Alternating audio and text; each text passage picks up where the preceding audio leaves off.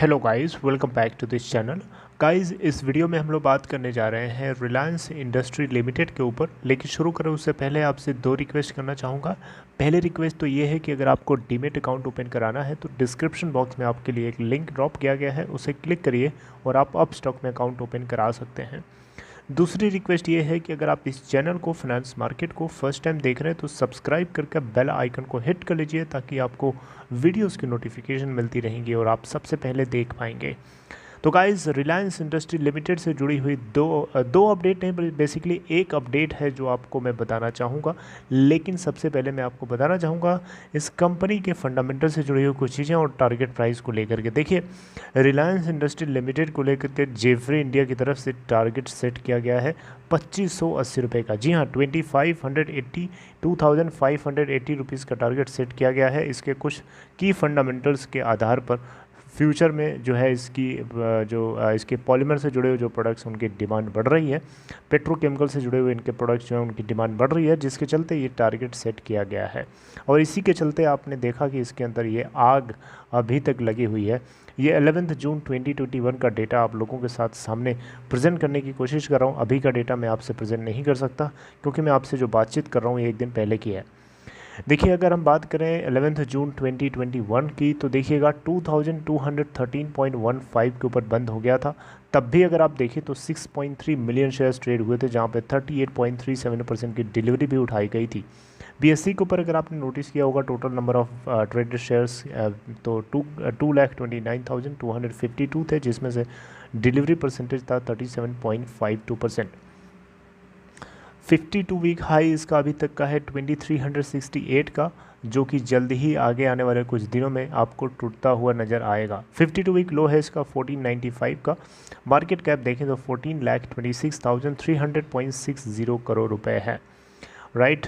और 1.39% की तेज़ी के साथ बंद हुआ। अच्छा, अपने इन्वेस्टर्स को कितना परसेंटेज का रिटर्न दे चुकी है कंपनी, आइए ज़रा देख लेते हैं।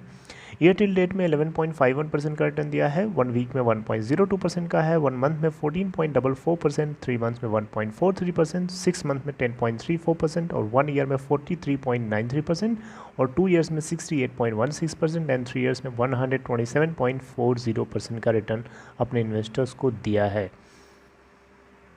इसके अलावा गाइस, मैं आप लोगों को यहाँ पे बताना चाहूँगा इस कंपनी के की रेजिस्टेंस और सपोर्ट लेवल्स। देखिए, ऊपर की तरफ अगर भागता है तो इसको 2234.07 के ऊपर 2254.98 और उसके ऊपर 2281.97 का रेजिस्टेंस लेवल इसको फेस करना पड़ सकता है, जहाँ पे संभावना है इस बात की प्रॉफिट बुकिंग की, जिसके चलते इन लेवल्स को क्रॉस करना थोड़ा सा चैलेंजिंग होगा। अगर क्रॉस कर जाता है तो डेफिनेटली अपने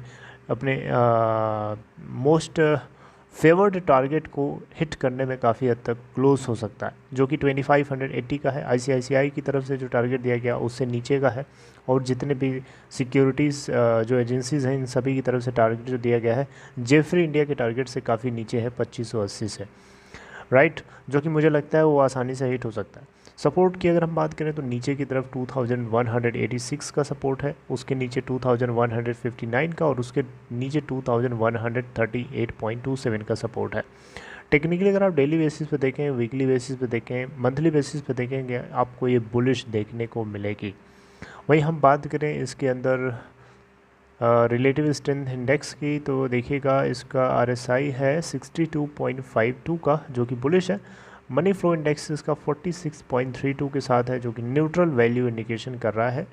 2175.18 इसका पाइवोटेड लेवल है, जिसके चारों तरफ ये घूम रहा है। आपको पता होगा कंपनी ने Q4 के अंदर काफ़ी धमाकेदार प्रॉफिट लेके आई थी। 14,981 करोड़ का नेट प्रॉफिट लेके आई थी कंपनी ने जो टोटल सेल किया था इस Q4 के अंदर, मतलब पिछले फिजिकल ईयर के 4th क्वार्टर में 1,54,896 करोड़ का, जबकि इनको अदर इनकम से गेन हुआ था 3,237 करोड़ का।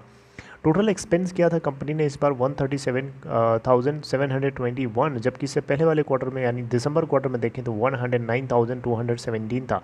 तो टोटल एक्सपेंस में यहाँ पे हमें इंक्रीमेंट होता हुआ देखने को मिला था। फिर भी जो टोटल प्रॉफिट आया, नेट प्रॉफिट आया, बॉटम लाइन आया इनका पैट, वो आया 14,981, जो कि पिछले क्वार्टर 14,819 से ज़्यादा है। मार्जिनली ज़्यादा है, बहुत ज़्यादा नहीं है, लेकिन ज़्यादा है। अब यहाँ पे आपसे एक अपडेट है, वो अपडेट मैं आपको बताना चाहूँगा। देखिए रिलायंस इंडस्ट्री लिमिटेड जो है जामनगर के अंदर एक इनकी रिफाइनरी यूनिट है जिसको ये बंद कर दिया है। ये बंद किया है, परमानेंट बंद नहीं किया है, बल्कि ये टेम्पररी शट डाउन किया गया है। कुछ कारणों की वजह से बंद किया गया है। ये बात जो है कंपनी की तरफ से थर्सडे को अपडेट करी गई एक्सचेंज फाइलिंग के टाइम पे, राइट। तो ऑयल फॉर एक्सपोर्ट रिफाइनरी है इनकी जामनगर के अंदर गुजरात में, और यहाँ पे इसके बंद होने की वजह से कुछ कार्गोज़ के प्रोडक्ट को शिप करने में थोड़ा सा डिले हो सकता है, राइट। यहाँ पे एक टर्म है FCCU यानी फ्लूइडाइज्ड कैटालिटिक क्रैकर यूनिट। जी हाँ, इसको फिर से मैं पढ़ देता हूँ, fluidised catalytic cracker unit FCCU, जो कि इनके SEZ रिफाइनरी जो कि जामनगर के अंदर सिचुएटेड है, इसको जो है इमरजेंसी शट डाउन के लिए लिया जाना पड़ा।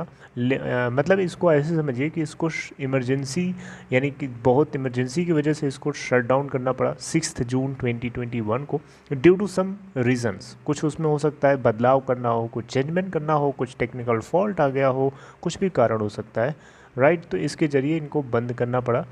और यहाँ पे आपको बताना चाहूँगा रिलायंस इंडस्ट्री लिमिटेड की 2 रिफाइनरीज यूनिट है यहाँ पे जामनगर में, जो कि क्रूड ऑयल को वैल्यू एडेड फ्यूल में कन्वर्ट करती हैं, यानी उसको टर्न करती हैं, जैसे कि पेट्रोल हो गया, डीजल हो गया, जो आप यूज़ करते हैं अपने बाइक्स में, अपने कार्स में, अपने व्हीकल में, राइट।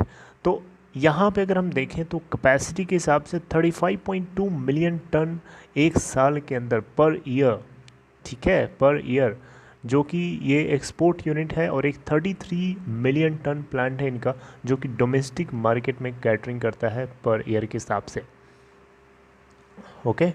तो यहाँ पे जितनी भी और यूनिट्स हैं जामनगर के अंदर वो सभी बंद नहीं हो रही हैं, वो सभी ऑपरेशनल रहेंगी, ठीक है, उसमें कोई प्रॉब्लम नहीं रहने वाली है, होने वाली है।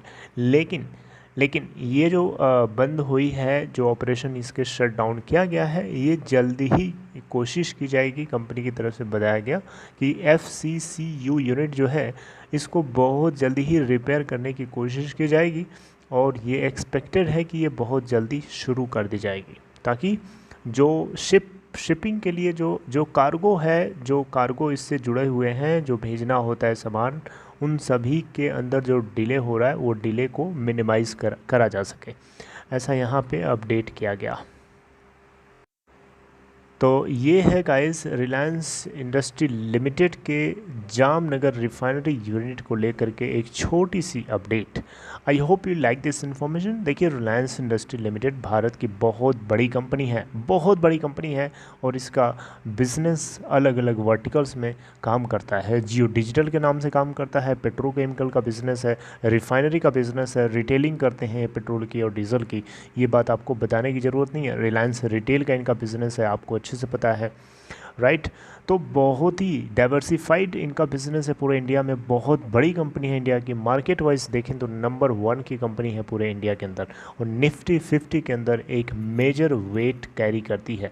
यानी इसके अंदर मोमेंटम आता है तो निफ्टी 50 के अंदर मोमेंटम आता है, इसके अंदर गिरावट आती है तो निफ्टी 50 के अंदर आपको गिरावट दिखती हुई मिलती है, राइट। तो एक बहुत ही मेजर कंट्रीब्यूशन है इसका पूरे इंडियन मार्केट के अंदर। So I would like to terminate my conversation right here, guys. If you like this content, give a thumbs up. If you're interested, open Demat account. There's a link for you in description box. Check there and take care of yourself. See you something updating next time with next content.